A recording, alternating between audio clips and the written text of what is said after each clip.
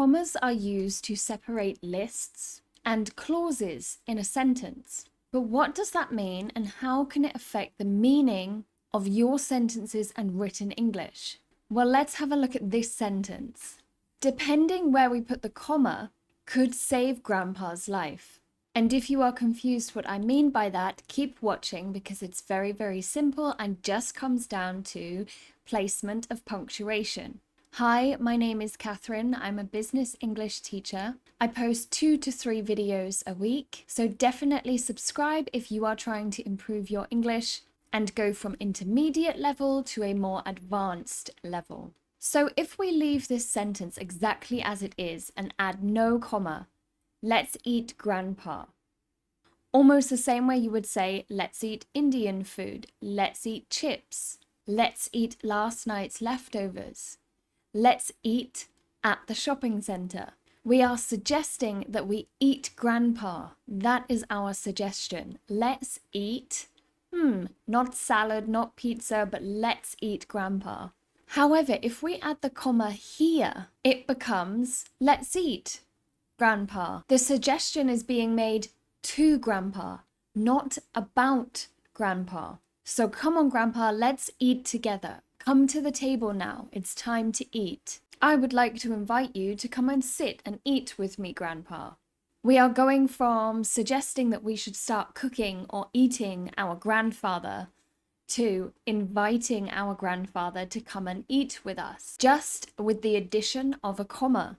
How can we be sure we are using commas correctly, and how can you remember in your written English where to put the comma and where to avoid putting a comma? Well, the easiest rule to remember is that if you have a list of things, you are listing objects or items or adjectives or people or even places, you need a comma between each object, item, or adjective in the list. For example, my skills are strategic planning, communication, ability to bring in new market leads, and managing deadlines. So as you can see, I've listed all of my skills, and every single skill has a comma between it to separate them. What about a simpler example or more informal example? I enjoy badminton, volleyball, and spending time outside.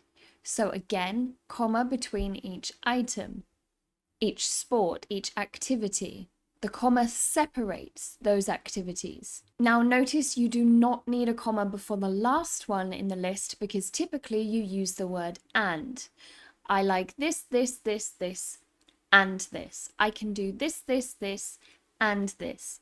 So you do not need a comma before the last activity or item or person in your list. The next way we use a comma is clauses. So a clause is when one half of a sentence cannot be true without the other half of a sentence. One half controls or affects or creates the second half of the sentence.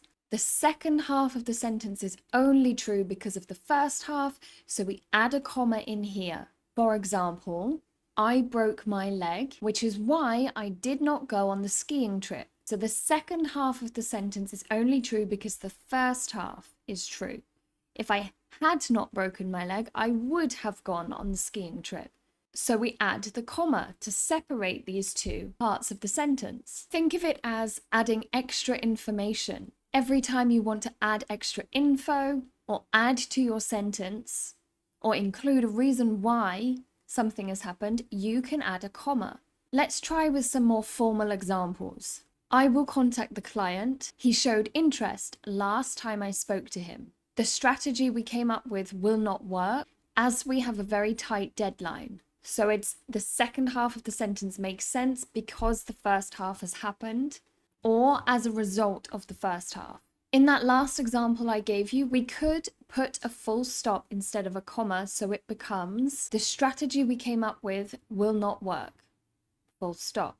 We have a very tight deadline, so you don't need a conjunction if you've got a full stop because it's two separate sentences. However, that's quite dramatic, and you really only see such short sentences in fictional writing because it adds drama, it adds atmosphere, it adds emphasis.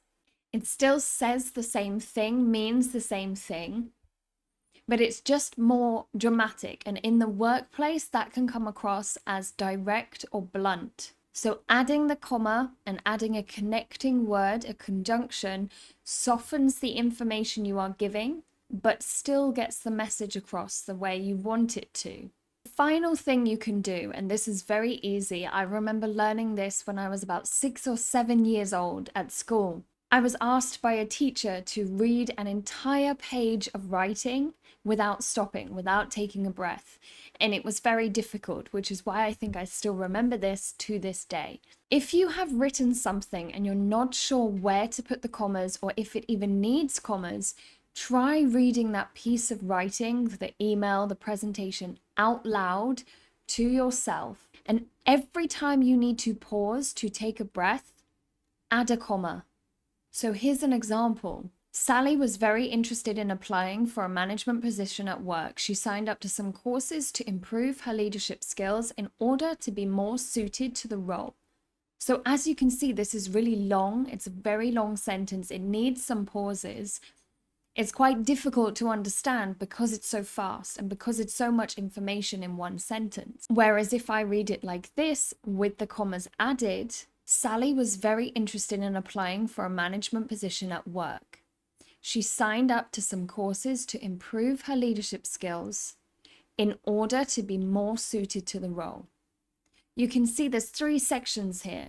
She wants to apply, she signed up to some courses so she can improve herself. It breaks it down, it makes it easier to read, to understand, and if it's an email, it also makes it easier to reply to. So, if you cannot remember the rules for clauses and lists, read aloud to yourself and add a comma every time you need to take a breath. In all honesty, it's not really a big deal if you do put a comma in the wrong place, unless, of course, you are trying to invite someone to your house and instead offering to eat them for dinner. But if you want your emails, your written communication, your work presentations to come across more professional and easier for your audience to read and understand, take note of punctuation. Where can you break up a sentence with a comma? Where can you introduce full stops to give yourself 2 separate sentences and add more emphasis? That's all today. Have a fantastic week and I will see you next time. Bye-bye.